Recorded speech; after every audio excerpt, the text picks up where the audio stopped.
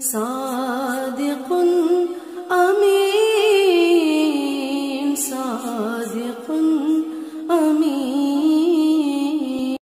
ناظرین، ہمارے چینل اللہ باقی کو ضرور سبسکرائب کریں اور ساتھ میں لگے بیل نوٹیفیکیشن کو بھی آن کر دیں۔ رمضان المبارک کے 13ویں دن کی دعا۔ بسم اللہ الرحمن الرحیم۔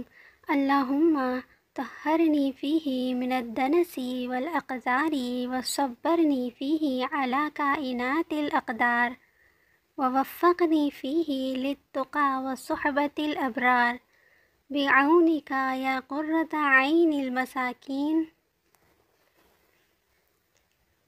ترجمہ: اے معبود، آج کے دن مجھ کو میل کچیل سے پاک و صاف رکھ، اس میں مجھے مقدر شدہ مشکلات پر صبر عطا فرما، اور آج اپنی مدد کے ساتھ مجھ کو پرہیزگاری اور نیکوکاروں کے ساتھ رہنے کی توفیق دے۔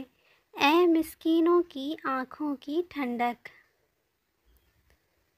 Allah, purify me in it from uncleanness and filth. Enable me in it to be patient about whatever the fates bring. Grant me success in it for righteousness and for the company of the kind ones with your assistance, O apple of the eyes of the indigent.